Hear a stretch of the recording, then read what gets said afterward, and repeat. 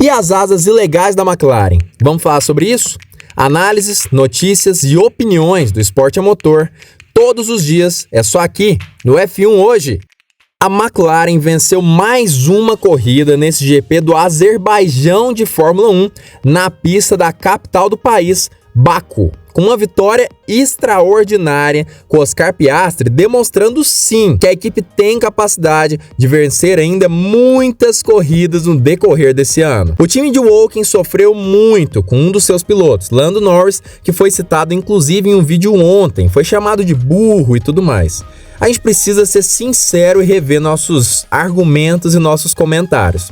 A verdade é que Norris fez uma ótima corrida, mas o que foi dito no vídeo de ontem, que a atitude dele foi lamentável, não pode ser retirado. Ele deveria sim ter feito outra coisa, ignorado as bandeiras amarelas e corrido o risco de tomar a punição. Por mais que isso poderia sim aumentar o perigo do esporte, a gente sabe que pelo histórico da FIA, ele não seria punido, ou pelo menos seria punido em apenas 5 posições, como já aconteceu com ele mesmo em 2020, com o próprio Max Verstappen em 2021 e diversas vezes com Lewis Hamilton, que foi um piloto que, apesar de ter visto as bandeiras amarelas na pista ontem, continuou acelerando seu W15.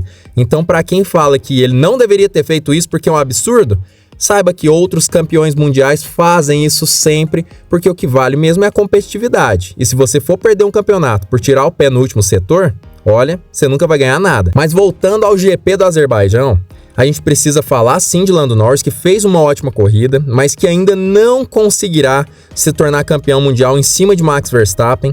O piloto holandês está muito distante e é praticamente impossível Norris virar esse jogo. Mas quando a gente fala sobre Oscar Piastri, a gente não pode deixar de comentar o quanto o piloto australiano pilotou nesse fim de semana. Ele, além de ter conseguido um segundo lugar expressivo para esse GP especificamente, com um erro muito grande na sua última tentativa, numa das últimas curvas do circuito, ele ainda assim conseguiu o segundo lugar, ultrapassou o Charles Leclerc dentro da pista, não foi por conta de parada nos boxes, e depois segurou o piloto monegasco por muitas voltas, e assim conseguindo garantir a primeira colocação. E olha, não tem como dizer que ele não conseguiria vencer essa corrida, até porque no finalzinho da prova, com o Charles Leclerc pressionando ele por boa parte ali das voltas, ele demonstrou que tinha um ritmo melhor de prova, estava economizando mais pneus e assim já começou a se distanciar do segundo lugar, conquistando uma vitória brilhante nesse GP do Azerbaijão. Agora, para quem já está de olho nos rumores, do que está sendo falado mesmo no paddock, já sabe que muita gente está falando e comentando sobre uma possível ilegalidade das asas, tanto a dianteira quanto a traseira do MCL38. Algo que já foi falado várias vezes aqui no canal, mas por conta de toda essa repercussão, vai ser preciso ser falado mais uma vez aqui hoje.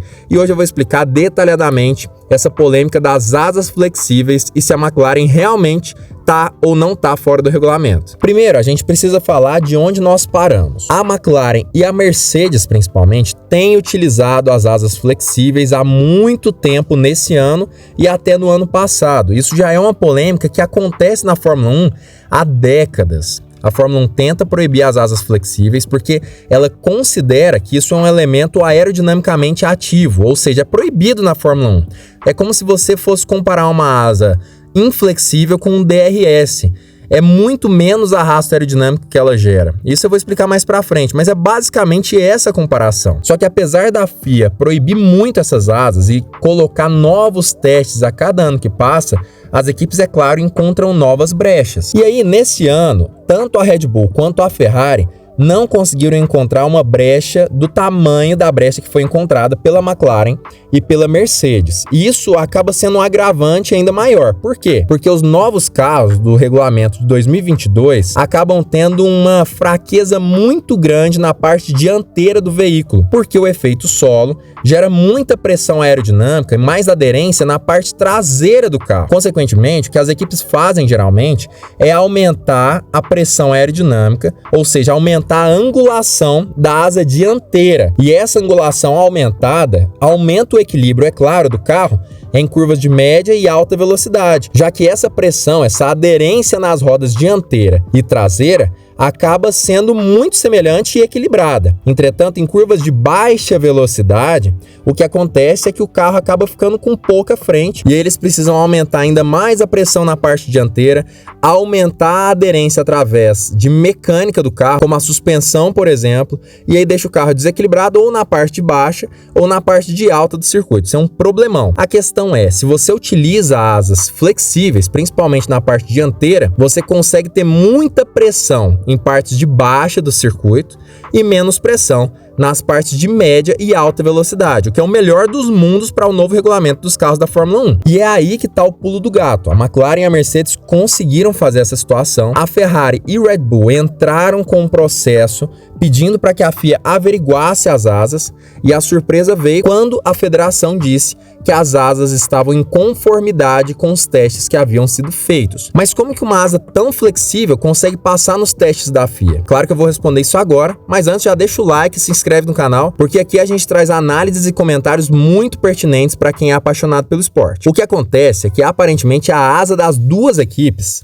e parece que tanto a asa dianteira quanto a asa traseira, tende a ter pontos de flexibilidade maiores do que os outros, ou seja, ela não apenas se flexiona para frente ou para trás, a asa também torce de acordo com que o vento toca o carro, e justamente por conta disso eles acabam conseguindo driblar os testes da FIA, tanto que a federação chegou a aconselhar tanto a Red Bull quanto a Ferrari a utilizar a mesma tecnologia, procurar as suas formas de driblar o regulamento também. Ou seja, acaba que a FIA também não está conseguindo encontrar o problema, apesar de que também já admitiu que vai investigar as equipes novamente se for necessário e procurar se existem irregularidades nos carros. Mas ela já investigou nas últimas semanas e não encontrou nada no M-Série 38 e nem no W15. Então, por mais que de acordo com o regulamento, os dois carros podem estar ilegais, já que no regulamento diz que não é admitido nenhum tipo de flexibilidade nas asas dianteiras e traseiras, que isso seria considerado aerodinâmica ativa no carro, e qualquer equipe, teoricamente, tem um pouco de flexibilidade nas asas dianteiras e traseiras.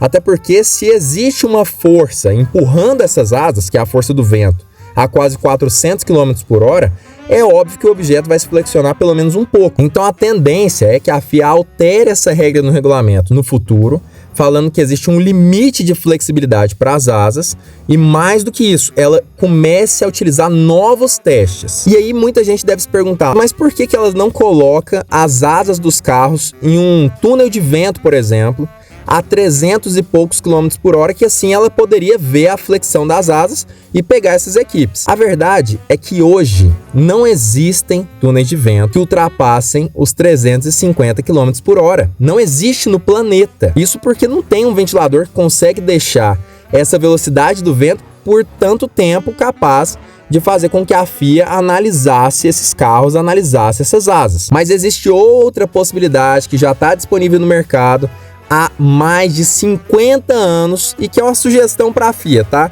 Se a FIA ver esse vídeo, usa a minha sugestão. Ou melhor dizendo, não usa não, eu quero ver a McLaren vencer. Mas a sugestão é túneis de água. Esses túneis existem, não entendo por que a FIA nunca procurou essa situação, mas existem artigos de uma universidade da Califórnia, por exemplo, onde a NASA testou um avião em túnel de água.